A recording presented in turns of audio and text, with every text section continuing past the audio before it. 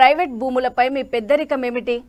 ప్రభుత్వ భూములు, assigned, buffer zone, FTL లేఅవుట్లలో పార్కు స్థలాలను కాపాడే మీరు నిరుపేద రైతులను భయభ్రాంతులకు గురి చేస్తారా అంటూ ప్రముఖ న్యాయవాది ముకిం ప్రశ్నించారు.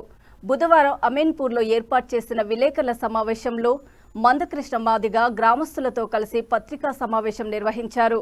ఈ సందర్భంగా ఆయన మాట్లాడుతూ స్థానిక ఆర్ఐ, తహసీల్దార్లతో కలిసి నిత్యం హైడ్రా వాహనాలను రప్పించి తమ ఇండ్లను కూల్చేస్తాం, ప్రశ్నించిన వారిని అరెస్ట్ చేస్తామంటూ అమాయక రైతులను భయభ్రాంతులకు గురి చేస్తున్నట్లు ఆయన ఆరోపించారు. అమీన్పూర్, కృష్ణారెడ్డిపేట, బంధం కొమ్ము, ఐలాపూర్ ప్రాంతాల్లో ఒకప్పుడు గ్రామ పంచాయతీ లేఅవుట్లు జరిగి అందులో కొన్ని కోర్టు పరిధిలో ఉన్నట్లు ఆయన వివరించారు.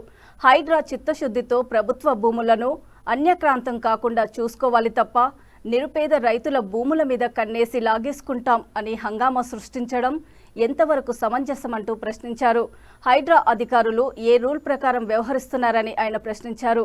రింగ్ రోడ్డు అంతర్భాగంలో విలువైన భూములపై ఓ కుట్రతో కూడుకున్న ప్రణాళికలో భాగంగానే హైడ్రాను ఏర్పాటు చేసి రాష్ట్ర ప్రభుత్వం రియల్ ఎస్టేట్ వ్యాపారం సాగిస్తుందని ఆయన మండిపడ్డారు.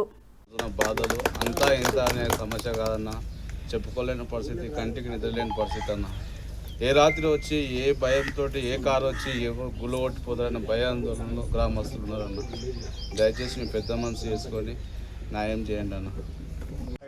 Hyderabad disaster asset monitoring protection control అని ఒక బోర్డు పెట్టి హైదరాబాద్ని రక్షించడానికే, విపత్తుల నుంచి భూకంపాలను రక్షించడానికే అని ఒక కాంగ్రెస్ పార్టీ బోర్డు పెట్టి ఎక్కడ కూడా ఆ నిబంధనలు పాటించకుండా ఇష్టం వచ్చినట్టు పేదవాళ్ళు కూల్చడమే ఎజెండాగా రంగనదిగా చేస్తూ ఉన్నారు.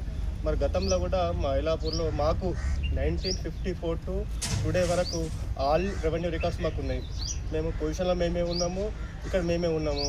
మరి వాళ్ళకి ఎవరు కంప్లీట్గా తెలియదు, కానీ రాత్రికి రాత్రి ఒక 3 గంటలకు 2 గంటలకు వచ్చి కరెంట్ ఆఫ్ చేసి మరి మేము ఉగ్రవాదులో మరి టెర్రరిస్టులకు వాళ్ళు బిహేవ్ చేసుకుంటూ నిర్దాక్షిణ్యంగా ఇళ్ళకెళ్ళి మరి గుంజుకొని మరి డిమాలిష్ చేస్తూ ఉన్నారు. మరి ఇక్కడ కోర్టు స్టేటస్ కో ఆర్డర్ ఉంది, మరి దాన్ని మెయింటైన్ చేయకుండా ఇష్టపడి బిహేవ్ చేస్తూ ఉన్నారు. మరి గతంలో కూడా చూసుకుంటే మరి మన ముఖ్యమంత్రి కూడా మనం అందరం కూడా అక్కడ పోయి 6 months నియర్లీ 1 year బ్యాక్ పెద్ద ఇష్యూ చేస్తే ఆయన చూసుకుందాంలే అని మాట్లాడితే కూడా అన్న కూడా మేము అందరం కూడా ఉండి ఎక్కడ కూడా తగ్గకుండా ఆయన గట్టిగా మరి మాట్లాడని జవాబు చెప్పడం జరిగింది. మరి దాన్ని మనసులో పెట్టుకొని ఎట్లయినా సరే ఈ ఊరిని దీన్ని కంప్లీట్గా డిజాల్వ్ చేయాలని చెప్పి ఆయన ఈ ఊరిని పగబట్టి ఎప్పటికప్పుడు అనేక వెహికల్స్ వచ్చి ఊరంతా తిరిగిపోతూ ఉన్నారు. మరి ఊర్లో ఉన్న పిల్లలు కానీ, వృద్ధులు కానీ, చిన్నపిల్లలు కానీ భయపడుతూ ఉన్నారు. మరి ఎప్పుడు మళ్ళీ ఏమవుతుందో, మళ్ళీ ఎప్పుడు బిలవడుతుందో భయపడుతూ ఉన్నారు.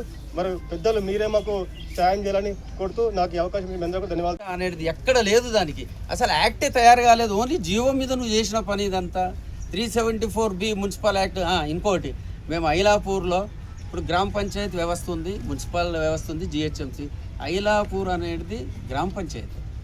నువ్వు ఒకటే రోజు వైలాపూర్ను తీసుకుపోయి ఇక్కడ ఉన్న చుట్టుపక్కల గ్రామాలు 27 గ్రామాలను ఏం చేస్తావు నువ్వు? కొన్ని మల్కాజ్గిరి మున్సిపల్ కార్పొరేషన్లు వేస్తావు, కొన్ని సైబరాబాద్లో వేస్తావు. వేసేసి వీటికేమో మున్సిపల్ ఎలక్షన్స్ చెయ్యాలి నువ్వు. ఇప్పుడు నేను తల్లికి డైరెక్ట్ తల్లికే పుడతా. నేను మొగలకైతే పుట్టాం మనం. ఈడ పరిస్థితి ఏంది తెలుసా? ఈడ నువ్వు డైరెక్ట్ గ్రామ పంచాయతీ నుంచి మున్సిపల్లో తీసుకోకుండా మాకు అదే రోజు యాక్ట్ 3 ఇష్యూ చేసినావు 2026, 11/1/2026. అదే రోజు 11/1/2026 యాక్ట్ 3 ఇష్యూ చేసేసినావు. అదే రోజు కలిపేసినావు జిహెచ్ఎంసీలో. దాన్ని మా నాయనతోటి 98 years ఉంటాడు. మొన్న ఛాలెంజ్ చేయించినాను, చాలా బ్రహ్మాండమైన రికార్డ్ వేసినాను. సెన్సెస్ నుంచి తెచ్చి సెన్సెస్ 13/8/2025 రోజే సెన్సెస్ క్లియర్గా ఒక సర్క్యులర్ ఇచ్చింది. Circular number 1. ఎప్పుడైతే బౌండరీస్ ఉంటాయో, విలేజ్ బౌండరీస్ కానీ, మున్సిపల్ బౌండరీస్ కానీ, కొత్త డిస్టిక్లు కానీ చేయడానికి లేదు. 2027 వరకు మీకు ఫ్రీజ్ చేసి పెట్టింది. అదే మా ఫాదర్ని పెట్టేస్తే నా కేసు అడ్మిట్ అయ్యింది. నెంబర్ ఆఫ్ కేసెస్ పడ్డాయి. నెక్స్ట్ 16th రోజు ఫైనల్ హియరింగ్ ఉంది. ఫైనల్ హియరింగ్ అయితే మేము జిహెచ్ఎంసీలకు రాము, వస్తే మున్సిపల్లోకి వస్తాము, లేకుంటే గ్రామ పంచాయతీలకు వస్తామని వేసినాము. డెఫినెట్గా మేము పెట్టినటువంటి డాక్యుమెంట్స్కి వాళ్ళు కౌంటర్ రాయాలి, జవాబు ఇవ్వాలి, మళ్ళీ మేము రిప్లై ఇస్తాము. 2-3 వారాల లోపల అది ఫైనల్ ఆర్గ్యుమెంట్ అది కూడా జరుగుతుంది. ఏదైతే వివాదాస్పద భూములు ఉన్నాయో, ఏదైతే కోర్టు పరిధిలో భూములు ఉన్నాయో, అవి ఏండ్ల తరబడి పెండింగ్లు ఉన్నాయి కనుక దశాబ్దాల తరబడి పెండింగ్లు ఉన్నాయి కనుక వాటిని పరిష్కరించే దిశగా ముఖ్యమంత్రి ప్రత్యేక శ్రద్ధ పెడితే పెద్ద సమస్య కాదు. ముఖ్యమంత్రి గౌరవ రేవంత్ రెడ్డి గారు ప్రత్యేక శ్రద్ధ పెడితే పరిష్కారం పెద్ద సమస్య కాదు. ఆ పరిష్కారం దిశగా నేను ఒక సూచన ముఖ్యమంత్రి చేస్తున్నా. ఇది ఐలాపురం గ్రామానికి సంబంధించిన విషయమే కాదు. పేపర్లో మీడియాలో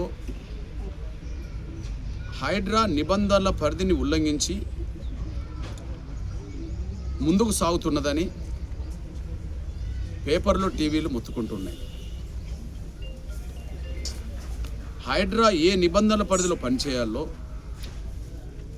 వాళ్ళకు ఉండబడే ఏ అధికారాల పరిధిలో అయితే పనిచేయాలో వాటిని అధిగమిస్తున్నట్టుగా పేపర్లో టీవీల్లో లేదా వివిధ రాజకీయ పక్షాలు సంఘాల నుంచి బాధితుల నుంచి స్టేట్మెంట్లు వస్తున్నాయి. ఈ నేపథ్యంలో నేను ముఖ్యమంత్రి గారికి విజ్ఞప్తి చేస్తున్నా, ముందు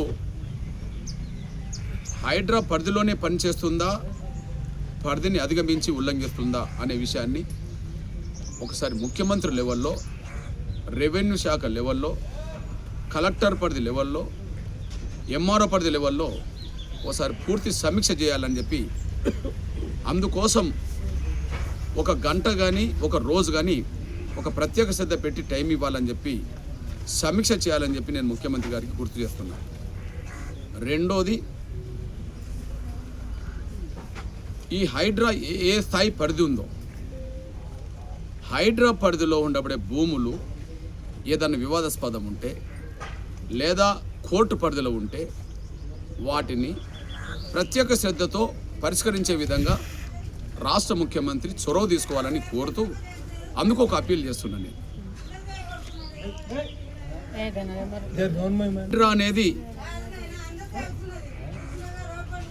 హైడ్రా అనేది దానికి ఒక పరిధి ఉన్నది. హైడ్రా మొత్తం రాష్ట్రం మొత్తం చూసేది కాదు. హైడ్రాకి కూడా ఒక పరిధి ఉన్నది, దానికి నిబంధనలు ఉన్నాయి. నేనంటున్నా, హైడ్రాకు ఏ పరిధి అయితే అప్పచెప్పారో ఆ పరిధిలో ఏ భూములైతే వివాదాస్పదంగా కోర్టు పరిధిలో పెండింగ్లు ఉన్నాయో, హైడ్రా పరిధి వరకు ఏ పెండింగ్ ఉన్న భూముల విషయంలో ఒక స్పెషల్ కోర్టు కూడా ఇక్కడ ఏర్పాటు చేస్తే దశాబ్దాల తరబడి పెండింగ్లు ఉండబడే ఈ కేసులు త్వరగా పరిష్కారం కావడానికి అవకాశం ఉంది. మనం కొన్ని విషయాల్లో స్పెషల్ కోర్టులు వేసుకుంటాం. ఇప్పుడు రాష్ట్రం మొత్తం మీద ఎస్సీ ఎస్టీల మీద అత్యాచారాలు జరుగుతున్న సమయంలో అన్ని కేసులు చూసే జిల్లా కోర్టులోనే ఈ కేసు విచారణ జరిగితే లేట్ అవుతుంటుంది. కాబట్టి ఎస్సీ ఎస్టీల కేసులు విచారించడానికి స్పెషల్ కోర్టులు వచ్చినాయి. నంబర్ 1. నంబర్ 2, మహిళల మీద అత్యాచారాలు హత్యలు జరిగిన సమయంలో ఎన్నో కేసులు ఉంటే కొన్ని కేసులు పెండింగ్లు ఉంటాయి. కానీ దానికోసం మనందరూ తెలుసు, మహిళల మీద జరుగుతున్న హత్యలు అత్యాచారాలు నివారించడానికి కావాల్సిన ఫాస్ట్ ట్రాక్ కోర్టులు కూడా వచ్చినాయి. అప్పుడు ఎంఆర్పిఎస్ డిమాండ్ చేసింది. అంటే కొన్ని కేసులను విచారించడానికి ప్రత్యేక కోర్టులు వచ్చినట్టుగానే హైడ్రాకు మీరు ఒకటి అప్పచెప్పారు కనుక బాధ్యతను, ఆ హైడ్రా పరిధి అధిగమించి పనిచేస్తుందని ఆరోపణలు వస్తున్నాయి కనుక కొన్ని ఎలాంటి వివాదం లేని భూముల జోలికి కూడా హైడ్రా వెళ్తుందని చెప్పి ప్రచారం జరుగుతుంది కనుక వాటి జోలికి వెళ్ళొద్దు అనుకుంటే మీరు ఒకసారి సమీక్ష చేయండి. హైడ్రా పరిధి అధిగమిస్తుందా, పరిధిలోనే పనిచేస్తుందా